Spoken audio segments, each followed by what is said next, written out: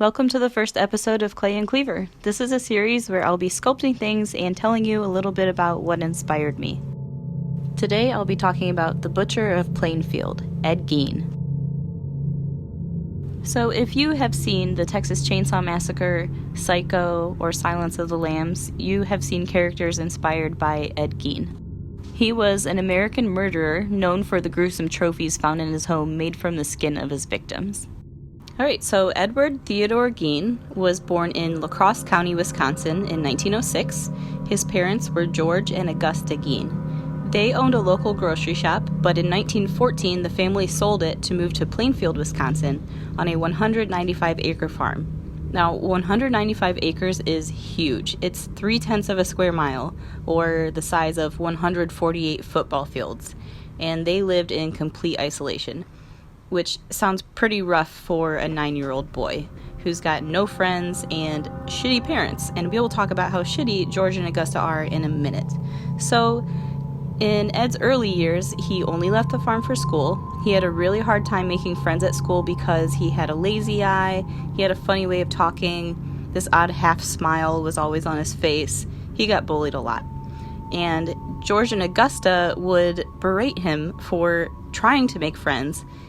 George would even beat him when he would come home from school from, crying from being bullied. So, they're not winning any parenting awards anytime soon. When Ed was 12 years old, he was in the bathtub, touching himself, and his mom walks in.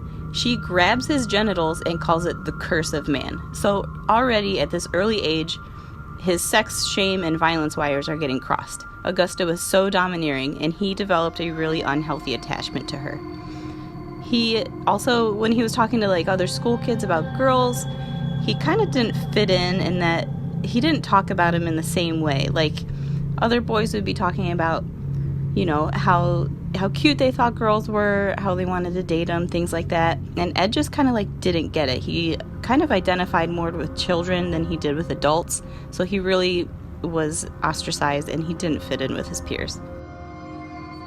I'm going to deviate from the timeline for just a second and let you know now that Ed was diagnosed with chronic schizophrenia after he was arrested. I just feel like that's an important piece of information to keep in the back of your head when you're thinking about Ed Gein and the way he was raised, like the isolation his mother kept his family in, the things that she was telling him regarding women, and other experiences that he would have when he was young.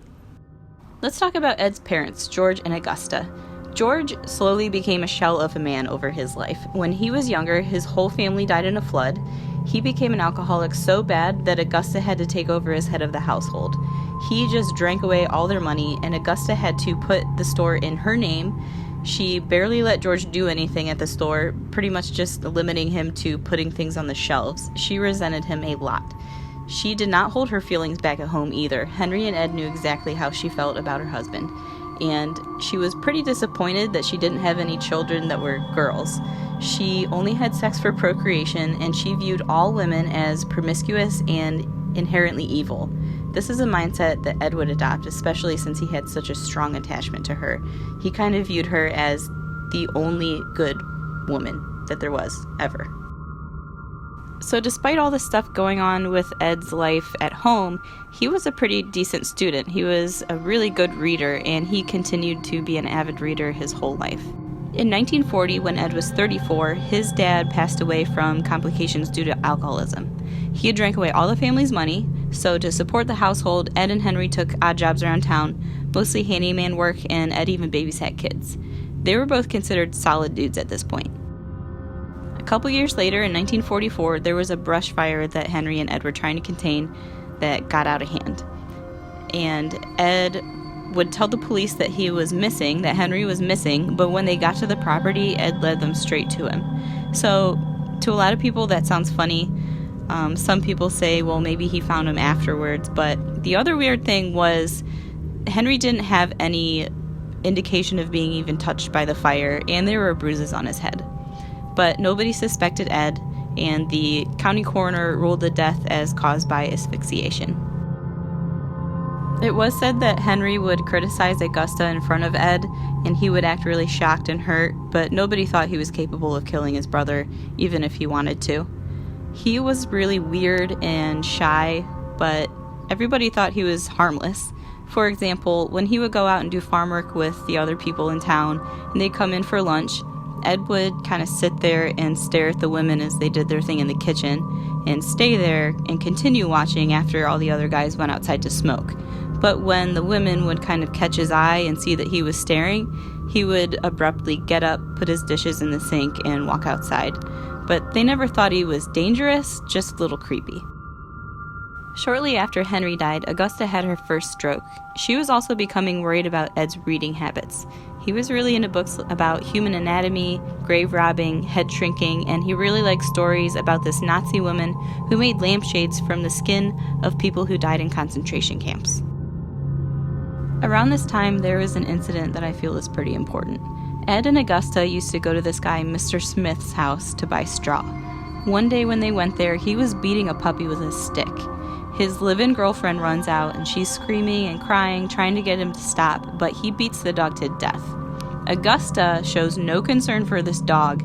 Instead, she's super pissed that this chick is living with this guy without being married. And Ed picks up on that instead of feeling bad that this dog was just brutally beaten with a stick. What he's seeing is, my mom is so pissed because this chick is a floozy.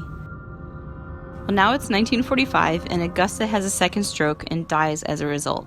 So Ed is all alone on this huge 195-acre farm. He's got no friends, no social skills, no family, and the one woman who was the most important thing to him in the world has just died. So he boards up Augusta's room, and he lives in a room off the kitchen and uses only those 2 rooms. This is like seriously filthy living conditions. Dirt, grime, food, it's all just in these 2 rooms. That's the only place that he goes in the house. He's got no electricity. It's bad.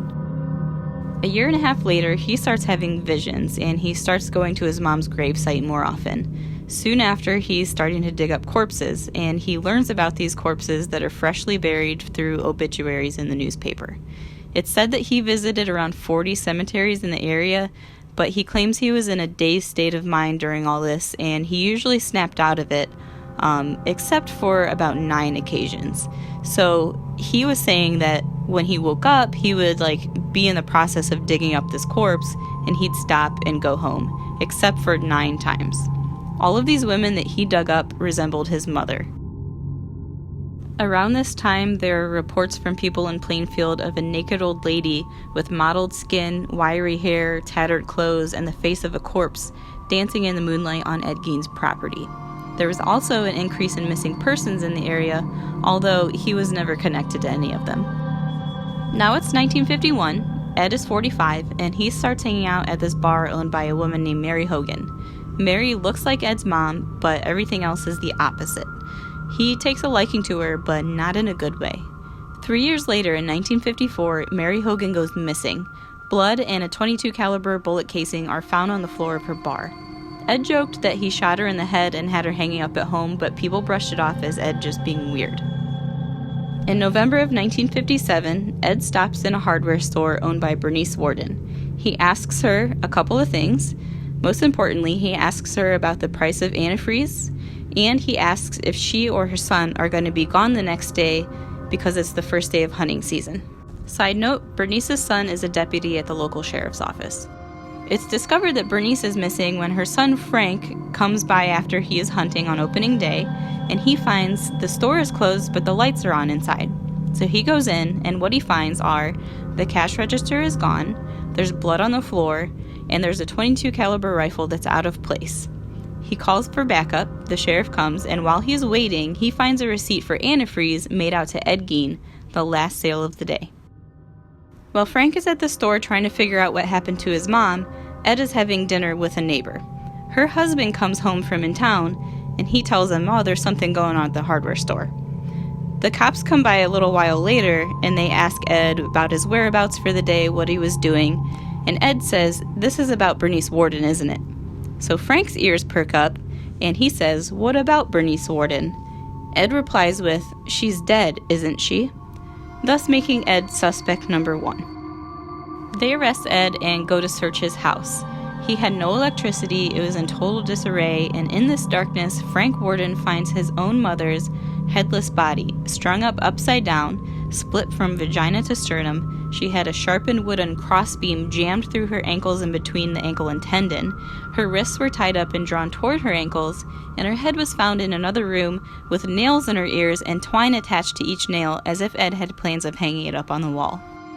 In addition to Bernice Worden, they found whole human bones and fragments, a wastebasket made of human skin covering several chair seats, skulls on his bedposts, female skulls, some with the tops sawn off, bowls made from human skulls, a corset made from a female torso, skin from shoulders to waist, leggings made from human leg skin, 9 masks made from the skin of female heads, Mary Hogan's face mask in a paper bag, Mary Hogan's skull in a box, Bernice Worden's heart in a plastic bag in front of Gein's potbelly stove, organs in the fridge, 9 vulva in a shoebox, 1 was spray painted silver, some were sprinkled with salt as if he was experimenting with different ways to preserve them.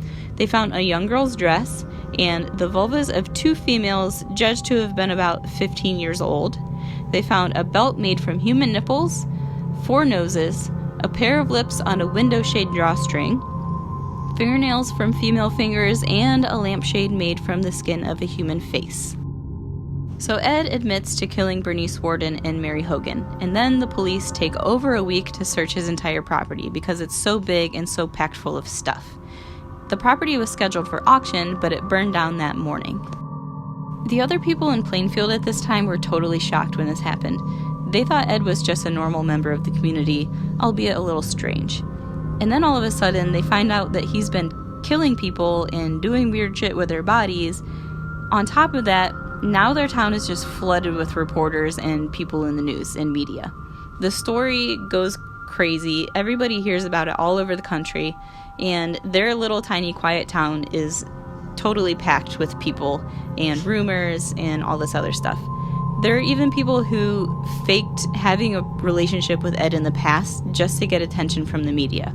There were also a lot of jokes going around, and some of those went like this. Why won't anyone play poker with Ed Gein? Because he might come up with a good hand. Why did they have to keep the heat on at Ed Gein's house? So the furniture wouldn't get goosebumps. There was this rhyme, too, that goes like this. There once was a man named Ed who wouldn't take a woman to bed. When he wanted to diddle, he cut out the middle and hung the rest in the shed. Obviously, the people in Plainfield just wanted this to go away, but unfortunately, that wouldn't happen ever. So after Ed is arrested, he talks to these doctors who diagnose him with schizophrenia, and they say he's a sexual psychopath. And they talk to him and try to get him to pinpoint kind of when he thought everything started to go wrong, like when he started to lose his grip on reality. And he brings up that day where he saw the puppy being beaten to death in front of him. But it's not the puppy that he's talking about. What he's talking about is if this woman hadn't come out and upset his mother so much, she would be alive. That's his reasoning for why that incident shaped him so much. Ed was declared legally insane and he was committed to Central State Hospital indefinitely. 10 years later, he was reevaluated and deemed fit for trial. In 1968, he was found not guilty by reason of insanity after a 1-week trial. The judge seemed to have kind of a hard time with this ruling. Like, he knew that Ed committed awful acts and he definitely premeditated, but he did seem insane. So it wasn't like an easy decision for the judge, it seems like. He spent another 10 years in the Central State Hospital, and then he moved to Mendota Mental Institution in Madison. He died there in 1984 of respiratory failure stemming from a long bout of cancer, and he was ultimately buried next to his mother with only 4 people in attendance. So that's the story of Ed Gein. I hope you've enjoyed listening to my abridged version, and I hope you've enjoyed watching me make this sculpture inspired by the things found in his home. If you would like to follow me on social media or check out my Patreon, I will post links in the description. And thank you for being here. See you next time.